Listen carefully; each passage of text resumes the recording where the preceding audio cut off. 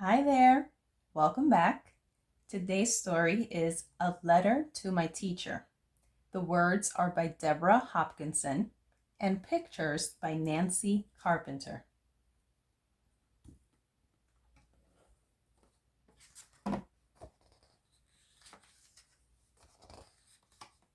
Dear teacher, whenever I had something to tell you, I tugged on your shirt and whispered in your ear.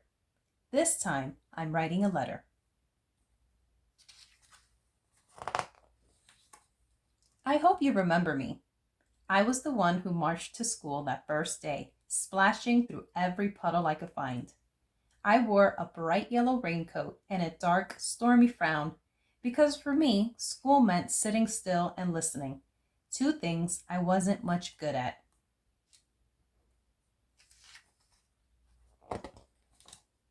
I stood there, ornery and dripping, just sure I'd get in trouble. But instead, you grinned at me.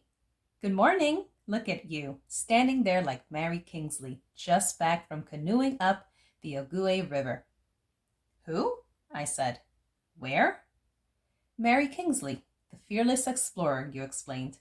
Someday we'll read about her. And crocodiles. Now get the mop. Crocodiles.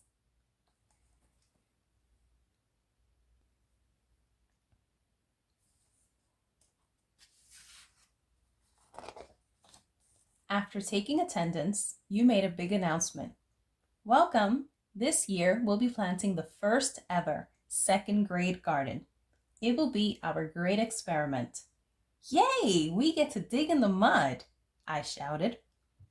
True, but first we read about plants, you said. We'll use math to measure our plot, and we'll write our garden plan. Reading, math, writing. I was better at running and jumping.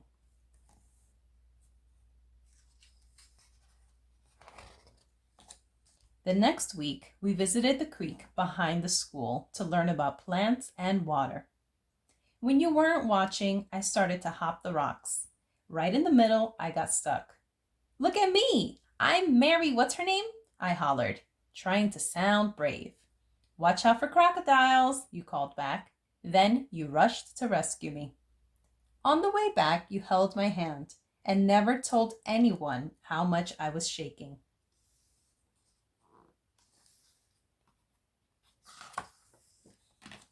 All fall, I tried hard to sit still. Right before Thanksgiving vacation, you asked who wants to take the Mouse Brothers home. Me, pick me, I shouted.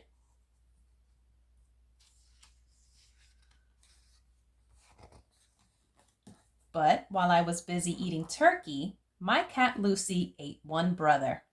I bought a replacement mouse, except I just couldn't tell you. One day when we were cleaning their cage, you called me over to your desk and told me that we might have to change the brothers' names to Ma and Pa Mouse. You knew the whole time, I said. Laughing, you said, might as well get used to it. Teachers see everything.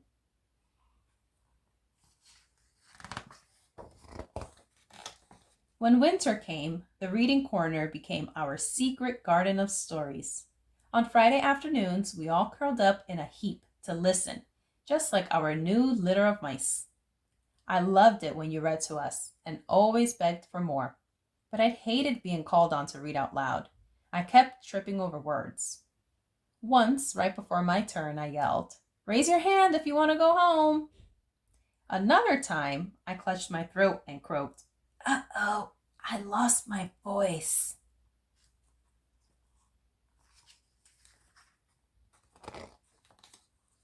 Nothing fooled you, though. You called me to your desk and asked, "When we make our garden, do you think the seeds will grow right away?" "No," I said. "Everyone knows they need time and sun and water." "Well, learning to read takes time too," you said. "Now, I think you have a cat." I nodded. "Lucy, the one who likes mice." "I'd like you to read to Lucy every day," you suggested. "It might keep her out of trouble." I giggled. "Maybe I'll read her Puss in Boots."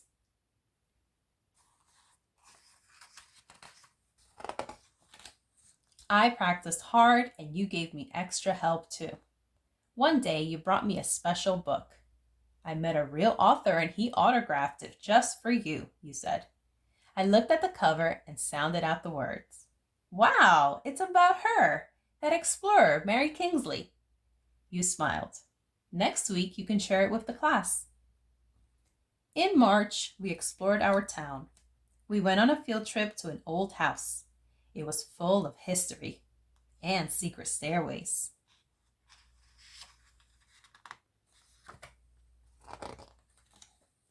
When I slipped away to look for hidden treasure in the root cellar, you and the whole class had to trudge down the old stone steps to find me. I think even you lost your patience that time. Exasperating was the word you used. I remember because that night my mom helped me look it up in the dictionary.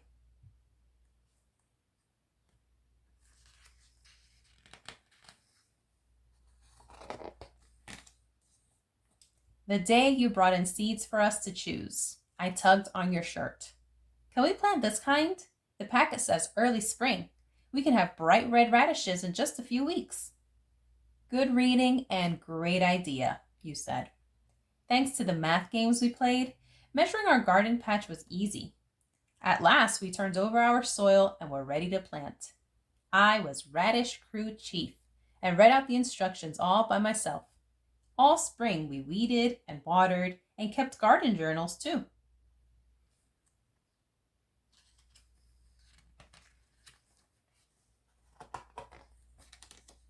On the Friday before summer vacation, we wrote out invitations to every class to come enjoy the salad we'd grown ourselves. Splendid spinach, said the principal. It's because of the worms, I explained.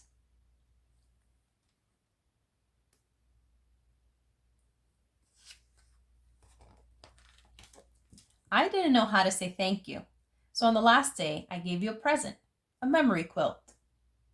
I'd measured squares on paper and made the story of our year in each one. The reading corner, worms in our compost, the magnificent mouse family, and best of all, a picture of you and me. You looked at the quilt a long time, then held it up for everyone to see. Thank you. Now I'll never forget you all and the year of the second grade garden. Me neither, I promised, and I never have.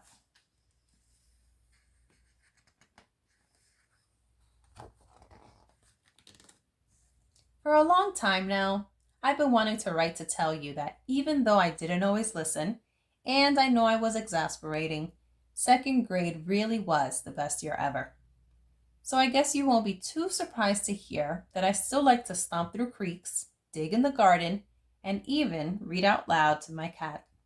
Most of all, I want to tell you that I'm about to start my first job. And tomorrow morning when I go to work, I'll think about everything you helped me explore and try my best to be like you.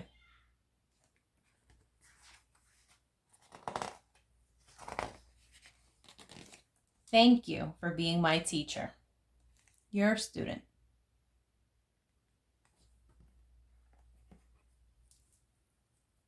Thank you for joining me today.